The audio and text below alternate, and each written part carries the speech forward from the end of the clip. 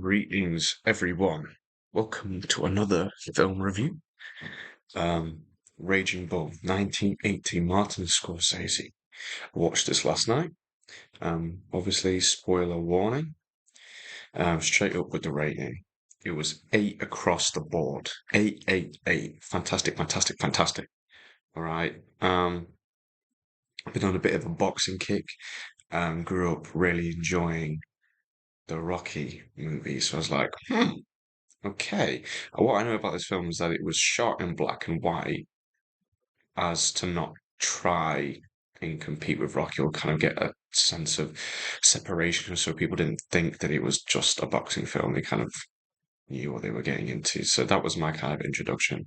Um, Going into this film, I already like online had seen clips of the kind of climax of the film where the the titular character, the Raging Bull, Jake Almotta, played by Robert De Niro, gets absolutely pummeled by Sugar Ray Robinson um, on purpose as kind of a expression of self-loathing. But not to get ahead of myself. I thought the reason I enjoyed it so much was, despite it being a very uh, kind of deep film, it's obviously it's a Scorsese film, so it's very character orientated, characters or exploration of those kind of deeper themes. So it's a really engaging in that respect, but also I was quite surprised, but the boxing scenes were really intense and visceral and shot in such a cool way. Obviously, I'll get into that later. Um, Acting's fantastic because it's two goats. Joe Pesci plays Joey, and then there's Jake, played by Robert De Niro. And there's just some really harrowing scenes in here. It's about a 2 hour film. The pacing's good. Some scenes do drag a little bit, but that's kind of in service of like there's longer conversations, but it's all like pushes the plot forward. So you know what you're getting into with the Scorsese film. All right, so we'll start with the story. Sum it up quickly. We've got a middleweight fighter. Um, what's his face? LaMotta, Jake LaMotta. Um, and he's trying to chase the championship belt. All the while, the story kind of balances um, the relationships in his life, mainly his brother Joey, who's his manager, and his second wife, Vicky, who he met when she was like 15. So that's kind of an introduction to the kind of guy that he is. Um, and the culture around it as well. But the themes they're kind of playing into, I think ultimately is that kind of contradiction with your own human nature. Like, what I mean by that is like throughout this story, he seems like he's trying to battle his own impulses. He's a very aggressive and jealous and sexually frustrated man. That's mostly seen with his relationship with his wife Vicky, who he's completely jealous, a bit actually delusional at times. For instance, she made a passing comment about one of his opponents being attractive, and in the next fight, he just completely decimates him. Um, so yeah, I think there are moments where they try and show him, or he expresses that he wants to break away from that. There's a lot of self-loathing, and that's once again shown when he lets other people pummel him. Like he asks his brother to hit him numerous times, and he lets his opponents pummel him just for him to turn around and then knock them out after. So there's that self-loathing. Um, I think the story is really interesting because as the audience, and I think like the kind of genre convention is that you are rooting for him in that kind of pursuit. He's a fantastic fighter, and he doesn't get his shot. Quite for to be fair, he takes some dives sometimes, but apart from that, you are rooting for him to get there. But also, he's a horrible man, so you are rooting for that downfall. Um, the kind of main kind of characterization is him being referred to as an animal. hence his nickname, the Raging Bull. Um, so it's just really, at times, really harrowing.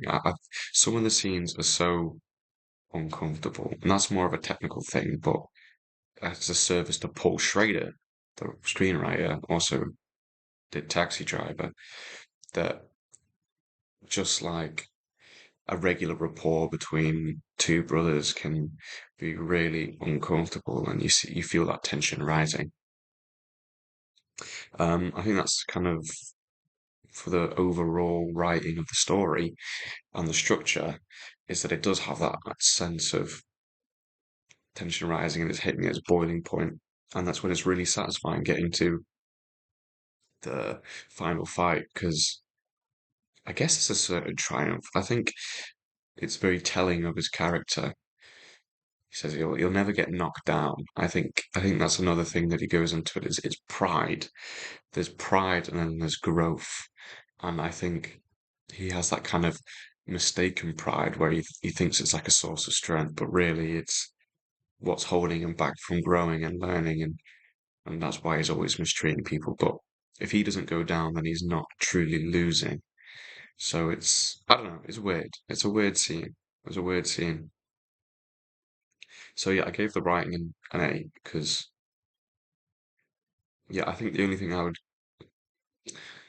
maybe it's just me being a bit brain rotted, but the climax happens about an hour and a half, and then the last 30 minutes are just the rest of his life and how he really hits rock bottom, which was still satisfying to see.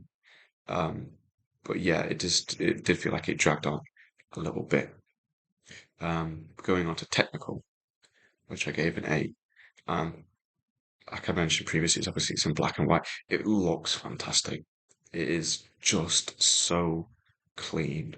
I think he deals with that contrast really well. Oh shit. I'll get on film grab and just show you some shots really quick. Um, it's so cool. Um, the opening shot I'll show you just sums up his character and everything that he's dealing with so well. Here we are. Like, look at that. Can you fuck off? Look at that. With the leopard print and the lines. Oh my lord. You can really get that sense of like entrapment. That's like really he's trapped within his own kind of character. What else? Just oh, fuck off, man. That's Vicky.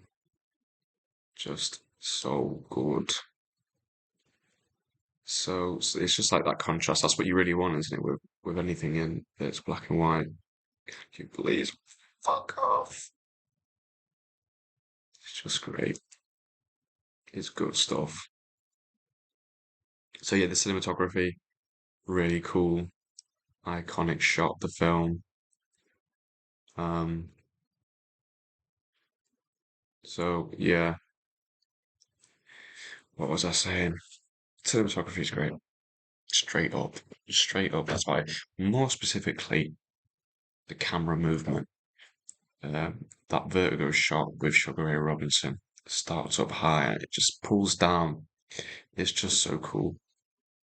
They use, especially in the fights, they get really interesting camera angles, Dutch angles, editing techniques. The editing in the fights is really cool. Sound is a strange one for me because in places like the fight scenes, they use this really subtle kind of rumbling that makes it feel really uncomfortable. And if I'm not mistaken, they use the same rumbling during like the domestic abuse scenes. Um, those scenes are actually okay. I would say like they're my favorite part just because of how subtly effective the filmmaking is. I think it's the really kind of pulled back camera, longer takes, um, and they reuse that kind of subtle rumbling effect where it has that connotation of it's going to be a fight any moment. That they just Scorsese is really good with that kind of tension, isn't he? So yeah. Oh, and I was surprised that the boxing was really engaging. I wasn't expecting it to be as good, like comparing it to Rocky, which is a lot more kind of like Hollywood schloppified. Like I watched Rocky 3 and the fight with Clubber Lang, and he like Clubber Lang throws a punch and it sounds like he's getting shot by like an AK-47. But this one was really good, really graphic and visceral. It's horrid, really horrid in places. Um, is there anything else? Anything else really want to say? And obviously the performances are just phenomenal. I think the only bit of kind of production design that I really um picked up on was that leopard print, cheetah print gown that he has um, at his matches, that kind of just tapping into that animalistic nature. A one critique of the technical thing, which I was going to give it a 9 out of 10, um, it's the sound mixing. In some scenes, I actually struggle to hear what they're saying. There was a scene where there was quite a strong bit of rain, and for whatever reason, the rain was at the same audio level as the characters speaking, and I just couldn't make out what they're saying. So apart from that, it was an 8 out of 10. So my enjoyment was an 8. I think it's a classic. Well, I never watched it before, but obviously it's a pinnacle piece of cinema history, isn't it? Realistically. So yeah, that was another incoherent, rambling fest, but oh, fantastic! I'm so happy I watched it. Um, and I was excited to talk about it. Tonight I had IKEA meatballs with mashed potato and gravy, not a piece of veg in sight. Um, so yeah, have a good day, ladies and gentlemen.